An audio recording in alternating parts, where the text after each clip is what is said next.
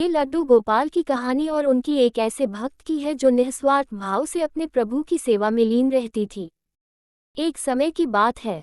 एक गांव में दो वृद्ध स्त्रियां रहती थीं। दोनों का इस संसार में कोई नहीं था। वे दोनों ही एक दूसरे का सहारा बनकर बड़े प्रेम भाव से रहती थी।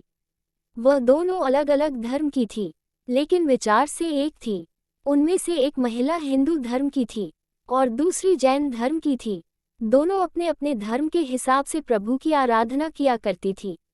उनमें से हिंदू धर्म की महिला अपने घर के मंदिर में श्री कृष्ण के बाल स्वरूप लड्डू गोपाल को बड़े प्रेम भाव से विराजमान किया हुआ था और उन्हें प्रतिदिन एक बालक के भांति प्रातःकाल स्नान कराना, सुंदर वस्त्राभूषण आदि पहनाकर तैयार करती थी। वह उन्हें एक बालक के समान ही मानती थी। अगर वह कहीं भी बाहर जाती थी तो उनके लिए फल खिलौने आदि चीजें लेकर आती थी और प्रेम पूर्वक उनको भोग लगाती थी। इसी तरह वे दोनों महिलाएं एक दूसरे के साथ अपना सुखमय जीवन व्यतीत कर रही थी। वो दोनों जब पूजा पाठ एवं सभी कामों से मुक्त होती, तब बचा हुआ समय एक दूसरे के साथ सुख दुख बांटते हुए व्यतीत करती थी। कुछ समय बीतने के बाद श्रावण मास में हिंदू महिला को तीर्थ यात्रा पर जाने का अवसर मिला। तब उसने अपनी अतिप्रिय उस जैन धर्म की महिला से भी चलने के लिए कहा, परंतु वृद्धावस्था अधिक होने के कारण वह चलने फिरने में थोड़ी असमर्थ थी। इसलिए उसने जाने से मना कर दिया और कहा कि मुझे चलने फिरने में परेशानी होगी। तब वो हिंदू महिला उदास मन से तीर्थ यात्रा पर अकेले ही जाने के लिए तैयार हो गई और जाते वक्त उसने उस जैन महिला से कहा, सखी, मैं 1 महीने के लिए तीर्थ यात्रा पर जा रही हूँ। मेरे श्री कृष्ण बाल स्वरूप लड्डू गोपाल का ध्यान रखना। तुम उन्हें बिल्कुल एक बालक की तरह प्यार देना। प्रतिदिन स्नान आदि कराकर सुंदर वस्त्र आभूषण पहनाकर भोग लगाना। उस जैन महिला ने सब बातें सुनी और बोली कि हाँ सखी, तुम चिंता मुक्त होकर तीर्थयात्रा को जाओ। मैं तुम्हारे लड्डू गोपाल का भली भांति ध्यान रखूंगी। सब बातें बताकर वह महिला तीर्थयात्रा को निकल गई और जैन महिला बड़े उत्साह और उमंग के साथ सुबह उठकर लड्डू गोपाल के स्नान की तैयारी में लग गई। उसके बाद जब वो लड्डू गोपाल को नहलाने लगी तो उस महिला की नज़र लड्डू गोपाल के पैर की तरफ पड़ी तो वह दंग रह गई, क्योंकि उनके पैर मुड़े हुए थे। उसे लगा कि उसकी वजह से उनके पैर टेढ़े हो गए हैं। इसका मुख्य कारण ये था कि उस महिला ने जब भी लड्डू गोपाल को देखा था, वस्त्रों एवं आभूषणों में ही देखा था। वो इस बात से अनजान थी कि लड्डू गोपाल घुटनों के बल पर बैठे हुए थे। उनका बाल स्वरूप ऐसा ही है। वह बहुत दुखी हो गई और सोचने लगी कि मैं अपनी सखी से क्या कहूँगी।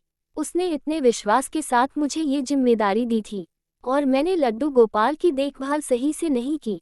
ये सब सोचकर वह चिंता में बैठी ही थी कि उसे याद आया कि उसकी सखी ने कहा था कि लड्डू गोपाल सिर्फ एक प्रतिमा नहीं बल्कि जीवित होते हैं। बस फिर क्या था।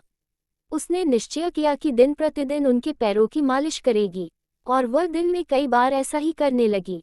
और जैसा कि श्री कृष्ण का स्वभाव है, वो है ही इतने कृपालु दयानिधान। उस महिला की इस नादान भक्ति से खुश होकर उन्होंने उस पर अपनी कृपया लुटा दी और एक दिन वह महिला रोज की भांति सुबह उठकर लड्डू गोपाल के लिए स्नान का प्रबंध कर ही रही थी कि उसकी नज़र उनके पैरों पर पड़ी। उसने देखा कि उनके लड्डू गोपाल के पैर ठीक हो गए और यह सब देखकर वह महिला खुशी से फूली न समाये और ये सारी बात सुनने के लिए अपनी सखी का बेसब्री से इंतजार करने लगी। कुछ समय बाद जब वह हिंदू धर्म की महिला तीर्थयात्रा समाप्त करके वापस आई तो सबसे पहले वो अपने लड्डू गोपाल के दर्शन करने गई और जैसे ही उसने लड्डू गोपाल को देखा तो वह चिंता में पड़ गई।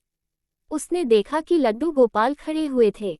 उसने सोचा कि शायद ये उसके लड्डू गोपाल नहीं है और अपनी सखी के पास जाकर ये सब पूछा। तब उस जैन धर्म की महिला ने सारी बात उसे सुनाई।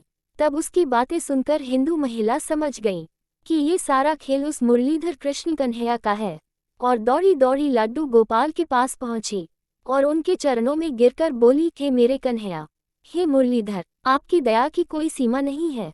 और फिर उस जैन वृद्ध महिला से बोली कि हे सखी, तू धन्य है, तुझ पर श्री कृष्ण की ऐसी कृपा हुई है जो कोई कभी सोच भी नहीं सकता है।